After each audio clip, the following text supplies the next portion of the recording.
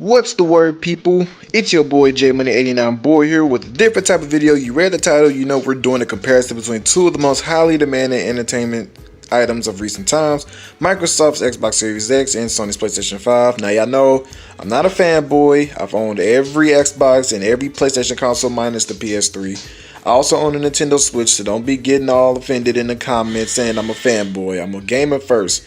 Sony, Microsoft, nor Nintendo are paying me shit to be their shield, so save it.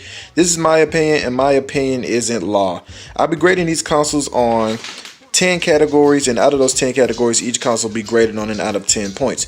The categories will be console design, storage space, controllers and their functionality, performance issues, user interface, backwards compatibility, services, ease of access, features, quality of life, and games.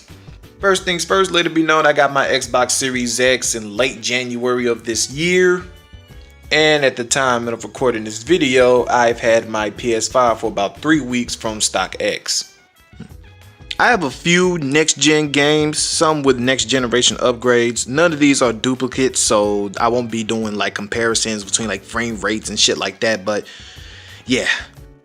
So let's get into the first category, the design. Let's start with the Xbox. Everybody's made their own refrigerator jokes and shit, but I actually like the Xbox Series X design. It's nice, sleek, simple, easy to fit into your space, and overall it's just a good design. The console has one USB port in the front, 2 in the back, and an expandable slot for your storage space. The console can also stand up on its own or lay it on its side. I'm at my home right now, but in my college dorm, it's kind of big and blocks my TV, so I can lay it on its side when I'm up at school. But yeah, it's a solid design. Overall, I have no complaints with the Xbox Series X design, so I give it a 10 out of 10. Now, on to the PlayStation 5. Now, this looks fucking badass. It looks like it's about to give me 5 gigabytes of fucking internet.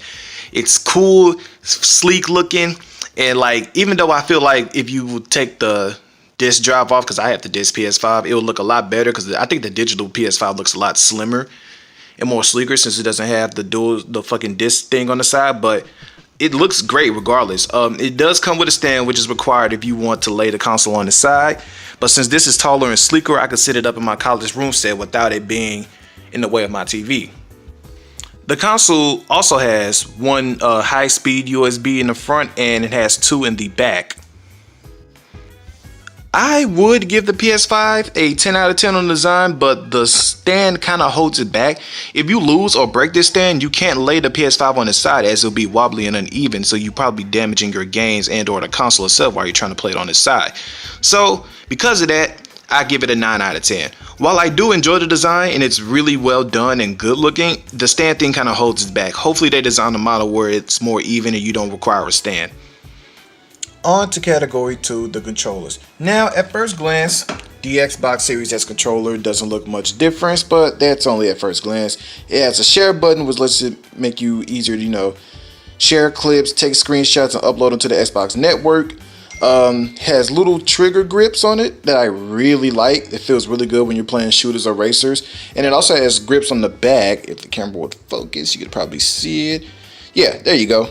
Also the D-pad, I really like it. I was worried at first that it was going to be like the 360 D-pad, because that shit is trash, but it's actually really good. If anything, I say this is probably the best D-pad I've used on the controller.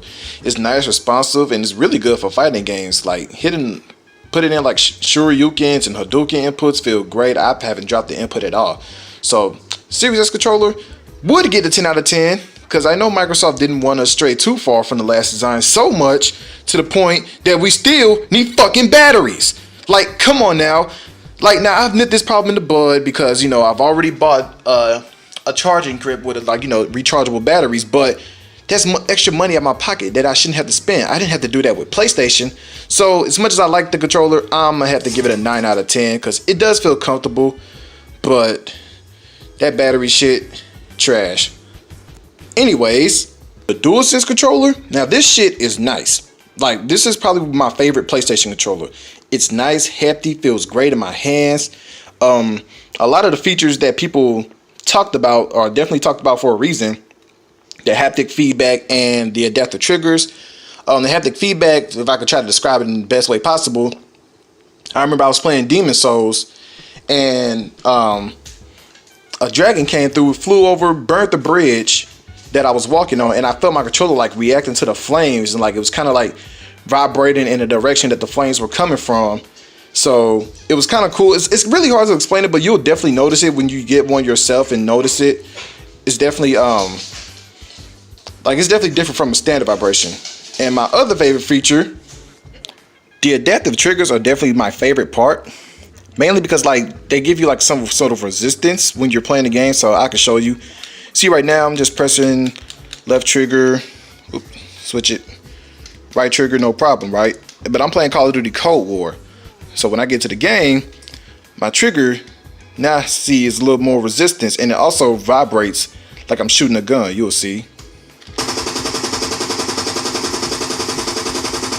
And it reacts different from shooting that to, say, a rocket launcher. See, like it's really cool and I like it. And I remember playing Avengers, the PS5 version, and like I was Hawkeye and I was trying to like draw my bow and the trigger was resistant like you see now, and it's like you see beforehand, go back, press it, could do it no problem. Super easy. Go into the game though, and then it's a little resistance to it. I like that. It's really immersive and a game changer. And they also improved on the battery life from the DualShock 4. So DualSense controller gets a 10 out of 10 for me. It definitely feels like a real next-gen controller, and I love it. On to category 3, the storage space. Xbox Series X has a 1 terabyte internal storage, but it's actually around like 850, even though it says 1 terabyte on the box. Usually when it comes to games like this, they say that, but the system OS and stuff is going to take up about a good 200 gigs, so you should always track about 200 gigs off of that, which is fine. I'd rather have that 800 gigs than the shitty fucking 625 that PlayStation gave me. It's like, are you kidding me? Like 625 gigs? No, I have like 7 or so games on here installed, and they're pretty much taking up all my space. You don't believe me? I'll show you. So, as you can see, I have Mortal Kombat, Mortal Phoenix Rising, No Man's Sky, Call of Duty, Avengers, Crash, Spider-Man Remastered, and Demon Souls. That right there, that's 8 games, because Astro is uninstalled. 8 games. I have at least 40 installed on my Xbox. That's ridiculous, and Sony should be ashamed of themselves. Now, you can use extended storage space, but the problem with using this is you don't use the SSD, the ultra fast SSD that the PS5 have, so your games won't load faster. Or like, you won't get those reduced load times and stuff. So it's like you're just playing the PS4 version of the games with no increased loading speed. Meanwhile, on the Xbox, when you do your shit, since it has a massive storage space, you can play all your games on the SSD if you want to, but you also get the extended storage SSD, which you can use and buy for like about $214. The price varies depending on where you look at, but you can still get an extra terabyte of space. And with PlayStation, you don't get to do that because they don't have support for external SSDs yet. So you're kind of stuck with using your extended storage, and on here you can't install your PS5 games on here. So it's kind of like, it's just shitty, and I really wish Sony would have support for it out the gate. So for this part, the score is going to be very different. Xbox in this category is getting a 10 out of 10 in storage, not only for having more storage space initially and having support for external SSD, but also because Sony over here just doesn't give support for it yet. And if you're just getting a PS5 now, you might want to wait till the summer, because that's probably around the time when they'll drop support for external SSDs. So PlayStation is getting a 5 out of 10, Xbox 10 out of 10. Performance. Now, I haven't had really any performance issues with either console. Both of them start up really well. They boot up the screen really quickly. I have to give Xbox some praise for it, because I remember the splash screen when you first turn on your Xbox One, it'd be stuck on the Xbox screen for hellas, but like now Xbox is only on it for about a good 5 seconds or so. So that's dope. PlayStation starts up pretty well, but sometimes the fan will start just spinning out of nowhere. And I've did some research online, and I've heard that means it's just trying to read a disc and shit like that. But it's kind of if you ask me. Like, I don't understand why it does that. My PS4, my Xbox never does it. The only time my Xbox makes a noise is when I'm installing a disc game, but after that, it's quiet. My PS5 just makes a noise every time there's a disc in it, so it's kind of a bummer. Also, I've had some download issues. 98% of the time, a game I want to downloads just fine, but other times, like the 2% that it isn't, is very frustrating. So I'll show you. So Mortal Shell is, you guys know that was on my top 20 games of 2020, and that game had a free upgrade for the PS5. Now I was able to download it initially and play it, and I liked it, but I rage quit and uninstalled it. I uninstalled the PS5 version. So this is the PS5 version, and I can't re-download it. You see, it says something's wrong, which I don't understand why, but it's crazy because if I wanted to, I could download the PS4 version, no problem. You see, so I'm like, I don't know what's up with that. Someone get back to me on that. And I had an issue with Mortal Kombat 11, the PS5 version. Like, I can install the whole game, but I couldn't download the DLC unless I went into the game and download it. But that fixed itself for some reason, so I hope the Mortal Shell will fix it, or hopefully a future firmware update will give it a shot and, you know, fix it. But yeah, it's a very frustrating issue. I'm not too mad at it, as the free upgrade for Mortal Shell was free. I didn't have to pay any extra money for it. But think about if it was something I did pay an extra upgrade fee for like Call of Duty or Spider-Man Remastered, it'd be a problem and I'd be pissed off. So they're definitely losing some points for that. So for this part, I'll give the Xbox a 10 out of 10 because I really had no issues with it. And PlayStation, it's just some minor download issues and the disc spinning thing, but I can see it being a little frustrating, so they don't get a perfect score. I'll just give them a 9 out of 10. On to the next one. Now, on to the UI. Xbox, y'all UI, you could have did better with it. Don't get me wrong, I like it, but it's the exact same UI from the Xbox One. Now, don't get me wrong, I like it. I didn't mind it at all. It was nice to have a sense of familiarity when I got the system because I knew where everything was and how to get to everything. You know, that's cool. But my problem is the fact that if you're someone who didn't like it, you would hate it. And like the UI is the exact same, but you got a moving background this time that changes colors when you want it to. Ooh, like it's nothing special. That's trash. And honestly, they could have did something, but we know Microsoft usually likes to update the dashboard as the generations go on. They did it with the Xbox 360 and they did it with the Xbox One. So who knows? But like I said, I enjoy it because it's a familiar user interface for me, but someone probably wouldn't. And yeah, that could be a problem for you. So I'm going to give Xbox on this part a 7 out of 10. Now, PlayStation UI. Now, the PlayStation UI is dope. Makes it feel like you have a brand new system. It's familiar enough to the PS4, but new enough to the point where it makes you want to explore it. The PlayStation Store is fully integrated into the UI, so you don't have to deal with that buggy ass PS4 store.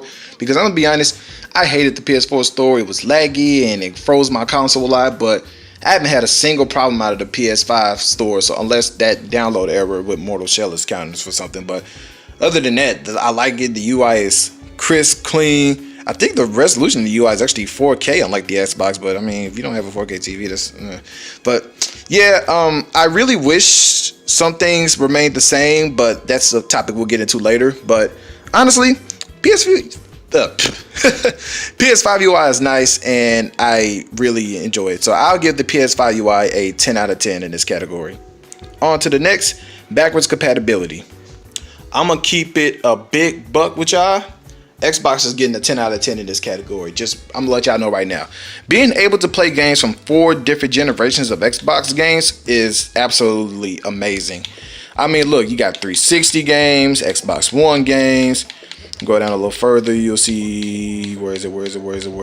There it is. Original Xbox games. And while it's not every single OG Xbox One game or 360 game, it's a huge list of them, and I'm sure Microsoft will continue to add them as the list goes on.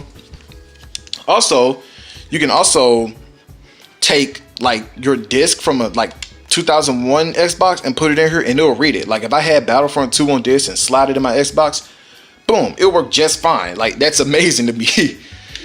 it's just really cool how Microsoft is taking this approach. And I know people are like, oh, we get new games for new systems, but for someone like me who's went through 2 360s and had a lot of games for that generation, it's nice that I can still play those games on my new system. I don't have to fork out money for a 360 in fucking 2021. Like, no. Now, PlayStation is a different story. Unlike last generation, you actually do have some sort of backwards compatibility with PS5, but it's only with PS4 games, so you can only play PS4 games, which isn't too bad because the PS4 is my biggest gaming library out of all the PlayStation systems, and my PS2 still works, and I don't own a PS1 or 3 anymore, so that's fine. But think of how Sony could have whooped Microsoft ass if they just let you play all through your fucking PS3 games, PS2, 1, all that stuff. You can't buy a PS1, 2, or 3 game and slide it in this PS5 slide and, you know, play them. So it's a little disappointing, especially when the competition is like focusing on game preservation so much. You would wish Sony did it as well instead of abandoning their old titles. But yeah, it be like that sometimes. So while both consoles do give you backwards compatibility options, like I said, Microsoft is getting a 10 out of 10, and I appreciate Sony for not abandoning the PS4 library, but just think of how much they could have done. I feel like a waste. It feels like a waste of potential. So I would have to give Sony an 8 out of 10 in the backwards compatibility category. On to category 7, services. Now, Xbox's services are really well. It's a Game Pass. You know, they cash cow where you can like play. It's pretty much, think of it as like Netflix for games. I'm subscribed to it. Game Pass Ultimate is dope for me. Yeah, you can play all these games all the way through, get achievements and stuff for them. All you have to do is keep paying the subscription. You got access to all of these.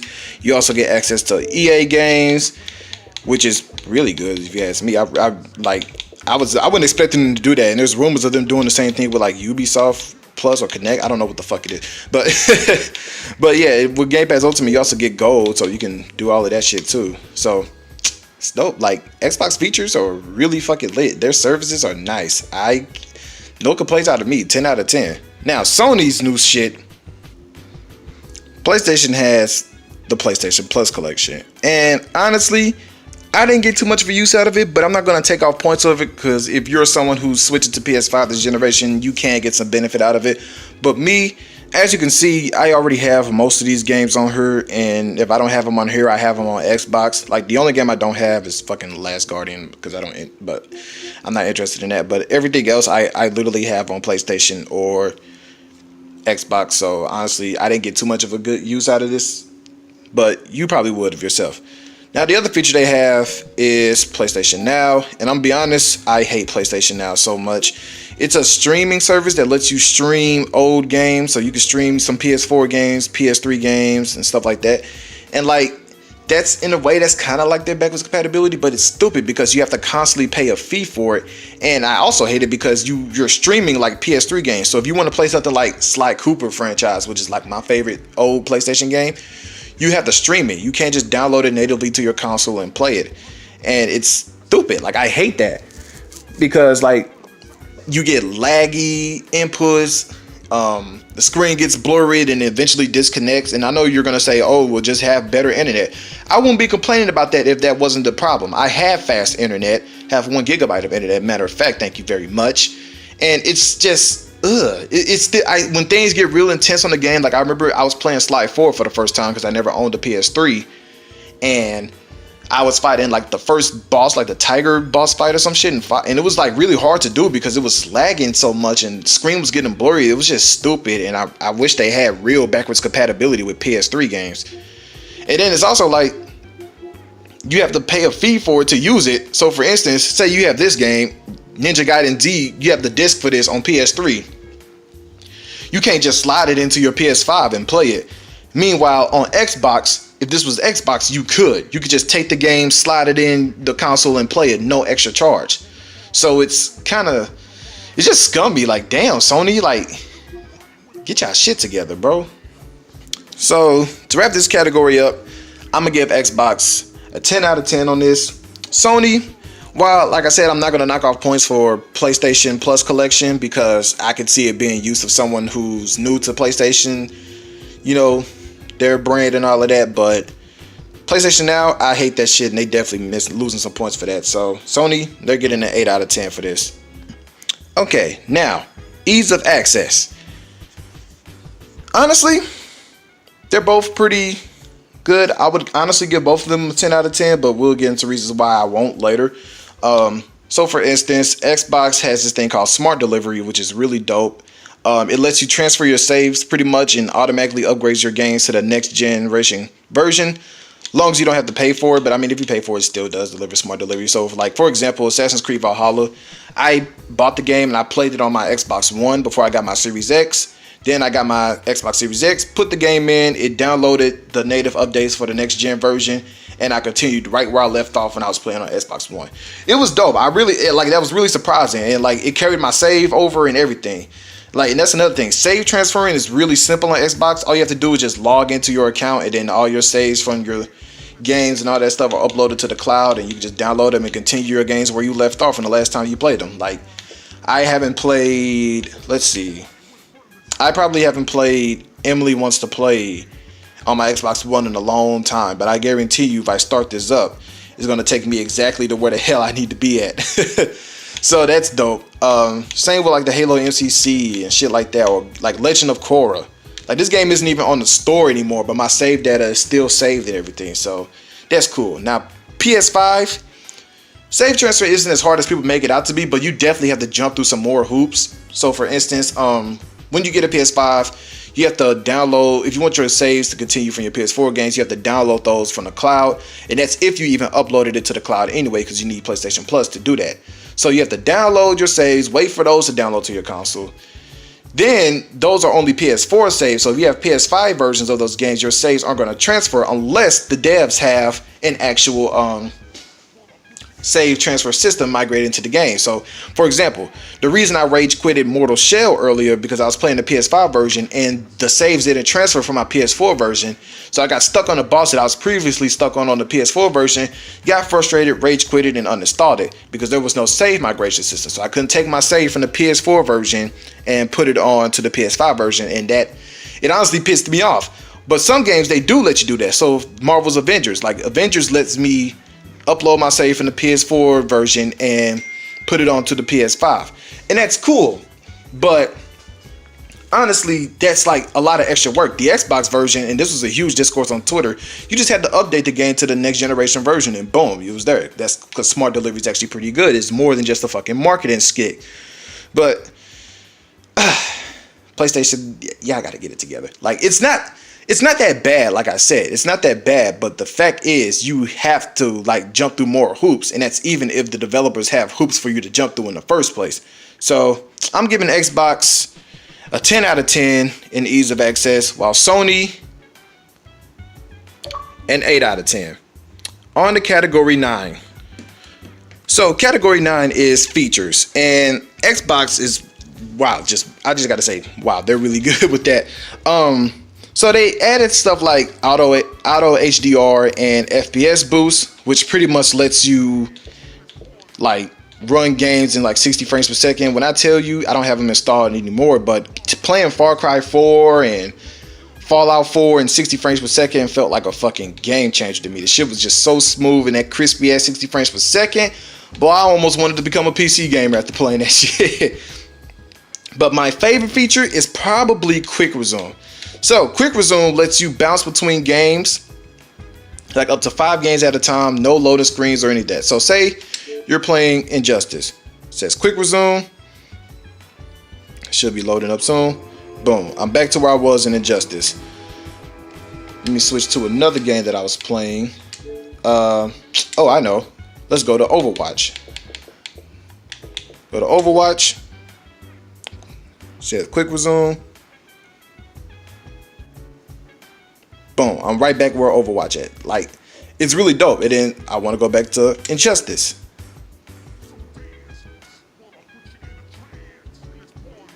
Back at it. And say, I'm trying to think, what's another game I was playing? I think was I playing Halo earlier? We're going to see. I'm not sure if I was, but yes, I was playing Halo earlier. So then, it's just going to take me back to Halo. It's really cool that you can just hop from games like that, and I wish PlayStation had a feature like that. Like, they really need it. Now PlayStation does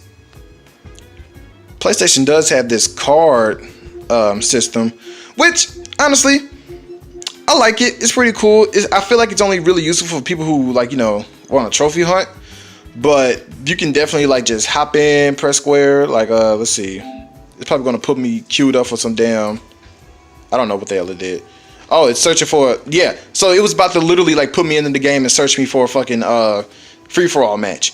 And that's cool and all, but you still can't like suspend games and go into another one and like off the rip, which I wish you could, because they do have this thing called a switcher, which goes back to like recent games and stuff. So it'd be cool if this eventually evolves into some form of PlayStation's quick resume, because then I could go back to like MK11 and Persona 5 Royal or stuff like that at no problem.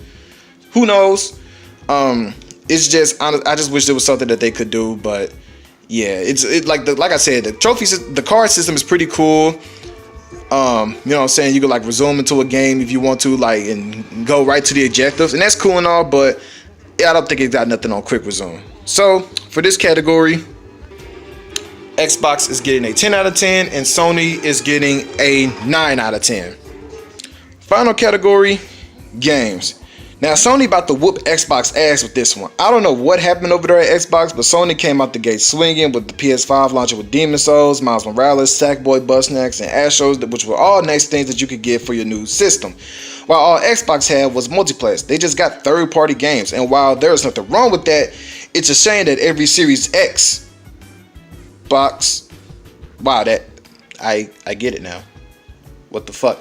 But every Xbox has like Halo Infinite on the back of it, and because it was supposed to be a launch title, but it got delayed due to backlash and time constraints due to COVID. But even if Halo did come out, that would have been all Xbox had. Like, no other first-party titles is kind of whack for a new console, and Microsoft felt really tone deaf, saying shit like, we don't need first-party titles to secure console adoption. Like, what? You absolutely do, especially when the competition has been kicking your ass with blockbuster game of the year contending titles almost all of last gen. I know the Medium is out now, but that dropped like 2 months after launch, and from what I've seen and played, the Medium ain't all that to me, and I think many others aren't too impressed with it either. Yes, I understand COVID is a big factor and games don't get made overnight, but Sony at least had some next gen games at launch and have more coming this year, while Xbox owns Bethesda. Who knows when we're getting their games? I just think it's weird how even if Halo Infinite did launch on time, there is no first party from Xbox to come with their new system as of now. Sony, on the other hand, are charging $70 for their premium first party titles this gen, and while I do believe that PlayStation has better first party titles, I don't think a lot of them have enough replay value. Not to say that they are one and done games, as games like God of War and Horizon Zero Dawn have plenty of post game content, they just don't interest me.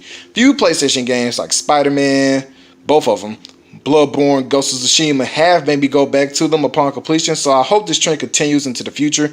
I'm just saying, if you're going to charge $70 and that extra $10 for games, they better feel worth it. And games like Godfall, which I've heard was trash, and Destruction All-Stars, which I absolutely fucking hated because that shit was a hectic, boring mess, it just don't seem so, but we'll see. Returnal coming out later this month, and Ratchet and Clank coming out later in the year.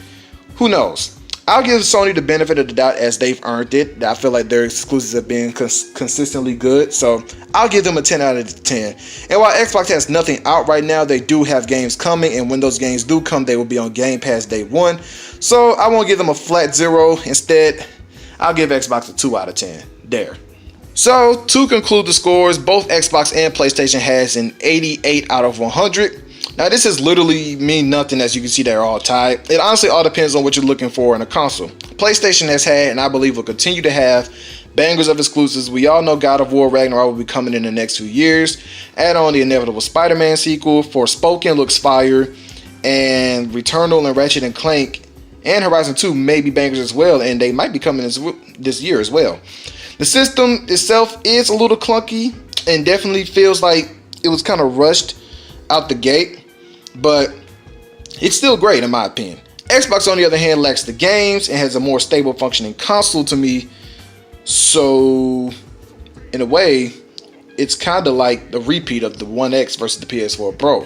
Xbox has the strength but lacks the games, while PlayStation falls a smidge short in power but has the games that make up for it. Adding in the fact that it seems more games run more stable on PS5 than Series X as of now. Who knows if this is a dev kit issues like many fanboys argue in console battles online, or some other issues. Only time will tell if we see gaps in performance the other way around. Regardless, I love both of these systems, and I'm lucky I was able to secure both of them out the back because these things are not hard to get. I say whatever you feel like getting, if you want it, don't let some small YouTuber who can't get a consistent view count on some random piece of fucking fanboy on the fucking keyboard war on his fucking favorite piece of plastic tell you you are dumb or wrong for picking your platform to play games on. Video games are fun, and this generation is just getting started. So, how'd y'all like that? It was the first time your boy was reading shit off a fucking script. Be honest, I don't really know. I could have read it a lot better, but honestly, this video just took too long for me to record and shit like that, so I just wanted to hurry up and get it out the way. Y'all niggas ain't gonna watch the shit anyway, so it don't even fucking matter, but hey, it's the fucking fun of putting shit out there. Yeah, like I said, I like both of these consoles equally. I would say whatever one you can find, get it, because these shits are really hard to get even now to this day. COVID's fucked up the production lines and it's a shortage. They sell out in minutes. You got bots and scalpers buying this shit up like as soon as it go up, so you only got like, unless you like the fucking Flash and you can get the shit, you can't even get the shit. So if you can find one, get whatever one you can find. Just don't get the Xbox Series S, because that's some bullshit.